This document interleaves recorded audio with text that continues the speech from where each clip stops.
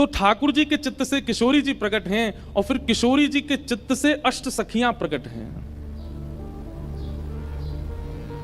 अष्ट सखियों का प्रादुर्भाव हुआ और वो अष्ट सखियां कौन कौन हैं?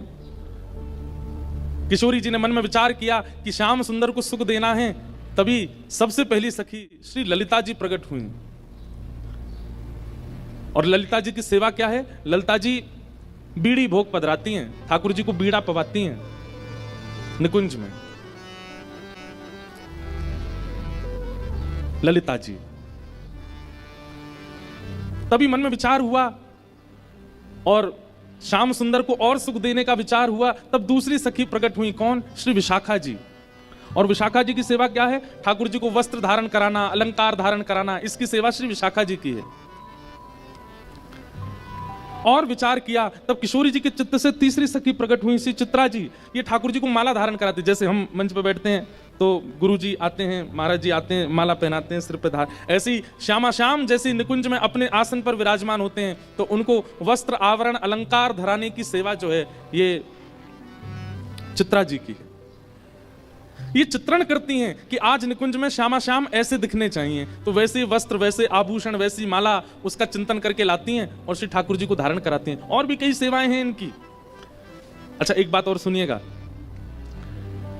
ये अभी प्राकट्य की कथा हम सुन रहे हैं निकुंज में, जहां नित्य श्यामा श्याम की लीला चलती है। बरसाना में, ब्रजमंडल में इनका प्राकट्य कैसे हुआ वो कथाएं अलग हैं। ये समझ लीजिए कि नित्य विहार करने वाले श्री प्रिया प्रियतम हम जीवात्माओं पर कृपा करने के लिए ब्रजमंडल में प्रकट हुए, फिर उस प्राकट्य की कथा अलग है। बाकी निकुंज में निरंतर ये सेवा चलती रहती है, तो वहां की सेवा का हम प्रारूप पहले समझ रहे हैं। चौथी सखी हैं इंदुलेखा, ठाकुर जी की चौथी सखी श्री इंदुलेखा जी। और इंदुलेखा जी की सेवा क्या है? ये ठाकुर जी की भोजन सामग्री सिद्ध करते हैं। ऋतु के अनुसार, मौसम के अनुसार, जैसा मौसम, जैसा वातावरण, जैसी ऋतु, वैसी सामग्री बना करके ठाकुर जी को पवाती हैं इंदुलेखा जी। फिर किशोरी जी ने चिंतन किया, तब उनके चित्त से पांचवी सखी श्री रंग देवी जी प्रकट हुई। और रंग देवी जी की सेवा क्या है? प्रिया प्रियतम दोनों जब सेज पर विराजमान हो जाते हैं, तब उनकी सुंदर पत्रावली बनाना। आज ऐसे पत्रावली बनेगी, आज मयूर बनेंगे गाल पर, आज सुंदर सुंदर ऐसे गोल गोल कुंड जैसे बनेंगे, आज ऐसे केसर के चंदन आएंगे। आज शीतकाल ज्यादा है तो केसर का चंदन नहीं लगेगा। आज ठाकुर जी को अन्य सामग्री, मतलब रूप के श्रृंगार की सेवा श्री रंग देवी जी की है। आहा। छठवीं सखी हैं श्री तुंग विद्या जी। और तुंग विद्या जी की सेवा क्या है? जब प्रिया प्रियतम दोनों श्रृंगार करके सेज पर विराजमान हो जाते हैं, तब उनके सम्मुख नृत्य करना, गान करना, सुंदर सुंदर राग रागनियों को प्रस्तुत करना, विविध विविध प्रकार के नृत्यों को तैयार करके श्री प्रिया प्रियतम का विलास करना, ये तुंग विद्या जी की सेवा है। किशोरी जी के चित्त से फिर सातवीं सखी प्रकट हुई, जिनका नाम है चंपक लता। चंपक लता जी की सेवा क्या है?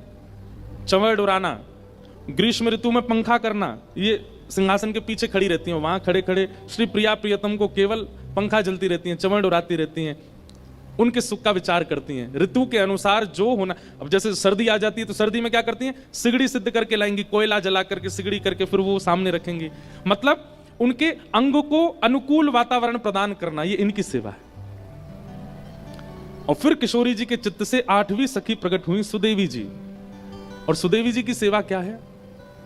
किशोरी जी को जल पिलाना, ठाकुर जी को जल पिलाना। गर्मी है तो मिट्टी के बर्तनों में जल रखना, सर्दी है तो स्वर्ण पात्र में जल रखना, बारिश का मौसम है तो फिर जल में केसर डालना, उसमें थोड़ी कपूर, थोड़ी सी मिश्री पधरा देना, उसको शरबत का रूप दे देना। विविध विविध प्रकार से शरबतों को तैयार करके किशोरी जी को पिलाना, दूध पिलाना, पेय पदार्थ निर्माण करके देना, उनके श्रम को दूर करना, ये सेवा सुदेवी जी की।